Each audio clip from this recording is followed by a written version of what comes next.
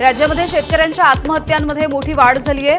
एनसीआरबीच्या 2023च्या अहवालानुसार 6,669 शेतकऱ्यांनी आत्महत्या केल्याची नोंद आहे। यामध्ये 4,150 शेतकरी, 2,519 शेतमजूर आणि 77 महिला शेतमजुरांचा समावेश।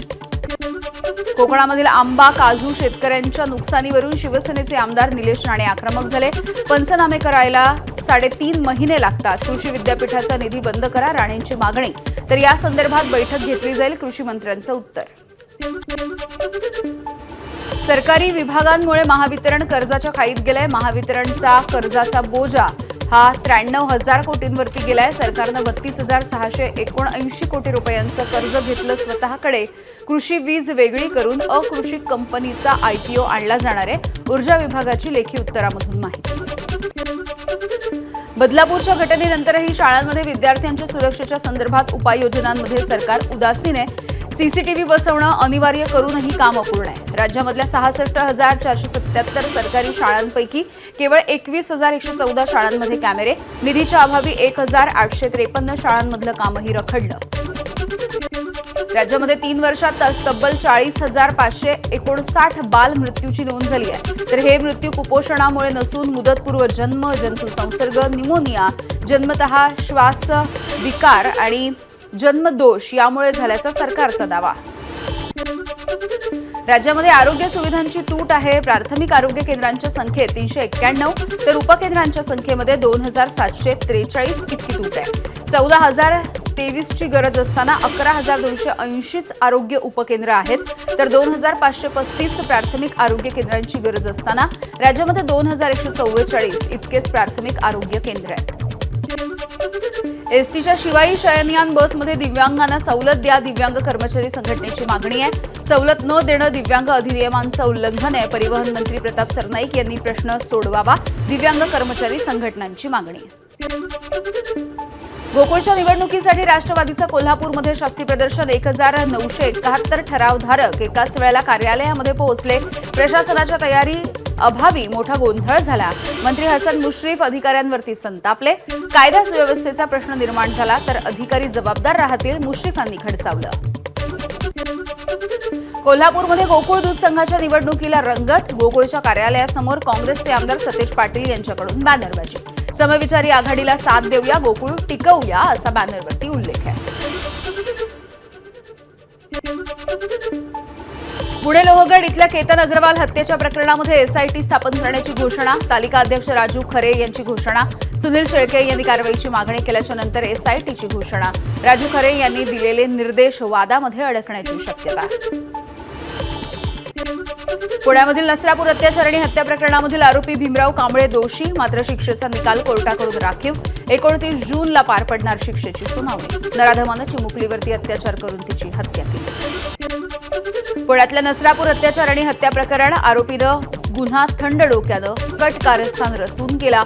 मुलीच्या मृत्यूनंतर तिच्या देहासोबतही अत्याचार झाल्याची सरकारी वकिलांची माहिती।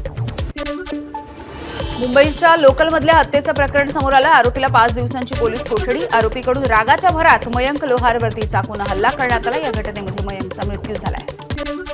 लोकलमधल्या हत्येच्या प्रकरणी आरोपी रोशन सुवर्णा याचे पोलिसांच्या समोर धक्कादायक असे खुलासे। मृत मयंकने आरोपीच्या डोळ्यावरती ठोसा मारल्याचा आरोपीचा दावा आहे। संतापामधून बॅगेमधला चाकू काढून मयंकवरती वार केल्याचा दावा, पोलीस सूत्रांची माहिती। बीडच्या केजमधील विलास घुले हत्या प्रकरण प्रीतम मुंडे यांनी कुटुंबियांची भेट घेतली आहे। पोलिसांवरती कुटुंबियांचा रोष। PI उनवणे बडतर्फ करण्याची कुटुंबियांची मागणी आहे। तर न्यायासाठी रस्त्यावरती उतरणार प्रीतम मुंडेंचा इशारा।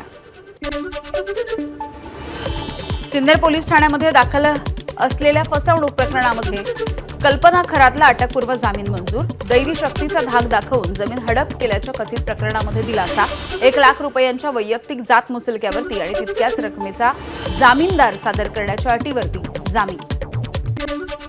चंद्रपूरमधील किडनी रॅकेट प्रकरणामधील प्रमुख आरोपी डॉक्टर रवींद्र पाल सिंग अखेर ब्रह्मपुरी पोलिसांना शरण आलाय। रवींद्र पाल सिंग हा नामांकित सर्जन आहे। त्याचा किडनी रॅकेटमध्ये प्रमुख सहभाग आहे। परभणीच्या यशवाडी दुर्घटनेमधील मृतांच्या कुटुंबियांना देवस्थानाकडून मदत करण्यात आली आहे। यशवाडी मारुती मंदिर देवस्थानाकडून 2 मृतांच्या कुटुंबियांना प्रत्येकी 5 लाख रुपयांची मदत, उर्वरित 3 जणांना देखील मदत दिली जाणार आहे. मंदिराचा सभामंडप पडून 5 जणांचा मृत्यू झाला तर 18 लोक जखमी झाले. तांदुळवाडीमध्ये विहिरीमध्ये पिकअप गाडी पडून 8 जणांचा मृत्यू झाल्याचं प्रकरण. सातारा-पंढरपूर महामार्गाचं काम अपूर्ण असतानाही पूर्ण झाल्याचा दाखला. पोलिसांच्या तपासामधून धक्कादायक असा प्रकार उघड झालाय. कार्यकारी अभियंतासह आरोपी होणार आहे. MSRTCनं दिलेल्या दाखल्याची देखील चौकशी सुरू आहे. मुंबई विमानतळ परिसरामध्ये रिक्षा चालकांकडून प्रवाशांची फसवणूक. अंधेरी ते बोरिवली प्रवासासाठी विना बुकिंग 350 रुपयांची मागणी. रिक्षामध्ये बसल्याच्या नंतर भाडं वाढवत 500 रुपये देण्याची सक्ती. सहार वाहतूक पोलिसांची बनावट ग्राहक बनून कारवाई. आरोपीच्या विरोधात गुन्हा दाखल. पुतणीसोबत प्रेमसंबंध असल्याच्या संशयावरून काकाकडून एका तरुणाला बेदम मारहाण करण्यात आली. ओम खोरे गंभीररित्या जखमी झालाय. अंबरनाथच्या पालेगाव परिसरातली ही घटना आहे. शिवाजीनगर पोलीस ठाण्यामध्ये 5 जणांच्या विरोधात गुन्हा दाखल. मुंबईच्या मालाड इथल्या पिंपरीपाडा परिसरामध्ये अवैध शस्त्रसाठा जप्त करण्यात आलाय. पार्किंग वाद मिटवायला गेलेल्या पोलिसांना टेम्पोमध्ये शस्त्र सापडलेली आहेत. मोठ्या प्रमाणावरती तलवारी, कोयते, धारदार शस्त्र जप्त करण्यात आली. दिंडोशी पोलिसांनी गुन्हा दाखल केलाय. पंढरपूरमध्ये पोलिसांची मोठी कारवाई. आषाढी वारीच्या पार्श्वभूमीवरती साठवलेल्या 25,000 रुपयांची अवैध दारू पोलिसांनी जप्त केली आहे. 25 विदेशी दारूचे बॉक्सही जप्त करण्यात आले. तापाच्या रुग्णाला आरोग्य यंत्रणेकडे पाठवणाऱ्या पुजाऱ्याला मिळणार 200 रुपयांचा भत्ता. गडचिरोली जिल्हा आरोग्य प्रशासनाचा उपक्रम. रुग्णांमधील अंधश्रद्धेचा पगडा दूर करण्यासाठी उपाययोजना. महाबळेश्वरच्या हेरिटेज गोल्फ मैदानावरती नगर परिषदेची कारवाई. द क्लबचे अनधिकृत शेड आणि कंपाऊंड जमीनदोस्त. नगरपालिका आणि तहसीलची संयुक्त कारवाई. पनवेलमधल्या डम्पिंग ग्राउंडचा प्रश्न आता पेटणार आहे. पनवेलमध्ये पाण्यामधल्या विषबाधेमधून 7 गायींचा मृत्यू झाला. सिडको डम्पिंग ग्राउंडमधील विषारी रासायनिक द्रव्य आजूबाजूच्या तलावामध्ये पाझरली, त्यामुळे विषबाधा झालेली आहे. भाजपचे आमदार विक्रांत पाटील यांची विधान परिषदेमध्ये लक्षवेधी. अलिबागच्या कांदळवन अतिक्रमण कारवाईवरती दुजाभावाचे आरोप आहेत. अनेक अतिक्रमणं असताना एकावरती कारवाई झाल्यामुळे प्रश्नचिन्ह. उर्वरित अतिक्रमणांवरती देखील लवकरच कारवाई होणार असल्याचं वन विभागाचं स्पष्टीकरण, तर संबंधित कर्मचाऱ्यांच्या चौकशीचे संकेत. नंदुरबार जिल्ह्यामधल्या वाळू वाहतूकदारांचा संप सलग 6व्या दिवशी देखील सुरू आहे. गुजरातमधून येणाऱ्या वाळू वाहतुकीवरती महसूल विभागानं कारवाई केली आहे. कारवाईच्या निषेधार्थ वाळू वाहतूकदारांचा संप. जिल्ह्यामधील बांधकाम क्षेत्रावरती मोठा परिणाम. परभणीच्या जिल्हाधिकारी कार्यालयाला आग लागली. नियोजन समिती सभागृहाच्या मागे आग लागल्याची घटना घडली आहे. बीएलओ बैठक सुरू असताना खळबळ माजली. सगळे अधिकारी आणि कर्मचारी सुखरूप आहेत. नांदेडच्या सचखंड गुरुद्वारा कायद्यामध्ये बदला. शीख समाजाचा विरोध आहे. 1956च्या कायद्यामध्ये दुरुस्तीच्या सरकारकडून हालचाली सुरू आहेत. जमीन आणि धार्मिक निधीवरती डोळा असल्याचा शीख समाजाचा आरोप आहे. जिल्हाधिकारी कार्यालयावरती भव्य मोर्चा काढू असा इशारा देखील त्यांनी दिला आहे. सोनं आणि चांदीच्या दरामध्ये पुन्हा एकदा घसरण झाली आहे. सोनं 4,500 रुपयांनी स्वस्त. सोन्याचे दर 1,45,000 रुपये तोळ्यावरती, तर चांदी 10,000 रुपयांनी घसरलेली आहे. चांदीचे दर सध्या 2,20,000 रुपये किलो असे आहेत. बुलढाण्यामध्ये सलग 4थ्या दिवशी मुसळधार पाऊस सुरू आहे. संग्रामपूर, शेगाव, जळगाव, जामोद या परिसरामध्ये पावसाची जोरदार हजेरी. 4 दिवसामध्ये जिल्ह्यात 255 मिलीमीटर सरासरी पाऊस झालाय. सततच्या पावसामुळे पेरणीची कामं सध्या खोळंबली आहेत. जळगाव जिल्ह्यामधल्या रावेर तालुक्यामध्ये दमदार पावसाची हजेरी. मंगरूळ धरण प्रकल्प ओव्हरफ्लो. केळी उत्पादक शेतकऱ्यांमध्ये समाधानाचं वातावरण. सिंचनासाठी मुबलक पाण्याची उपलब्धता असल्यामुळे आगामी हंगामासाठी शेतकऱ्यांना दिलासा. श्री गजानन महाराजांची पालखी अकोल्यामधून बाळापूर तालुक्यामधल्या वडेगावच्या दिशेनं रवाना झाली आहे. ड्रोनच्या नजरेमधून टिपलं गेलंय भक्तीच्या सागराचं हे विहंगम दृश्य. गजानन महाराजांची पालखी आज बाळापूर तालुक्यामधल्या वाडेगाव या ठिकाणी मुक्कामी आहे. मोहरमच्या निमित्ताने चंद्रपूर जिल्हा कारागृहामधला दर्गा खुला करण्यात आला. गैबी शाह वली या दर्ग्यामध्ये भाविकांची 2 दिवस दर्शनासाठी गर्दी. 400 वर्ष जुना दर्गा गोंड राजेंच्या राजवाड्यामध्ये आहे. इंग्रजांनी राजवाड्याचं रूपांतर कारागृहामध्ये केलंय. उत्तराखंडच्या रामनगरमध्ये भर रस्त्यामध्ये वाघाचं दर्शन झालंय. दुचाकीस्वारांमध्ये यामुळे भीती आहे. या घटनेचा व्हिडिओ सध्या समोर आला आहे. हरिद्वारच्या सप्तऋषी घाटावरती हत्तींचा कळप. गंगेमध्ये अंघोळ करणारे युवक हे सेल्फीसाठी हत्तींच्या जवळ जाताच हत्तींनी युवकांचा पाठलाग केलाय. जीव वाचवण्यासाठी या युवकांनी यानंतर पळ काढला. तमिळनाडूचे मुख्यमंत्री सी जोसेफ विजय यांच्या हस्ते चेन्नईमध्ये राज्य परिवहन महामंडळाच्या 300 नव्या बसेसचं उद्घाटन. प्रवाशांच्या सोयीसाठी नवीन बस सेवा सुरू. व्हेनेझुएला सध्या 2 भूकंपांनी हादरून गेले. तब्बल 10,000 नागरिकांचा मृत्यू झाल्याची भीती आहे. रॉयटर्स या वृत्तसंस्थेनं ही भीती व्यक्त केली. 7.2 आणि 7.5 इतक्या रिश्टर स्केलचा हा भूकंप होता.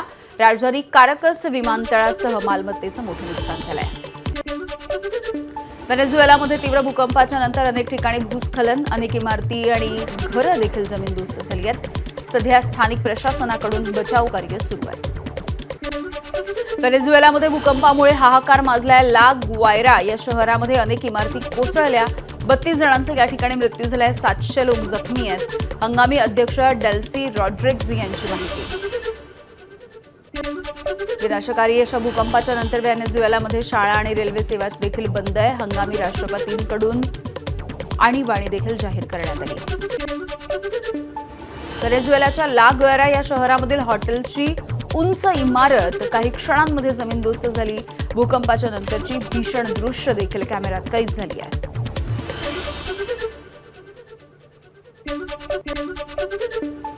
व्हेनेझुएलामध्ये पहिल्या भूकंपाच्या अवघ्या 1 मिनिटाच्या नंतर 7.5 रिश्टर स्केल तीव्रतेच्या दुसऱ्या भूकंपाची नोंद झाली आहे. दुसऱ्या भूकंपाची खोली ही 10 किलोमीटर आहे. तर मॉरॉन पासून 16 किलोमीटर नैऋत्येला हा भूकंपाचा केंद्रबिंदू होता.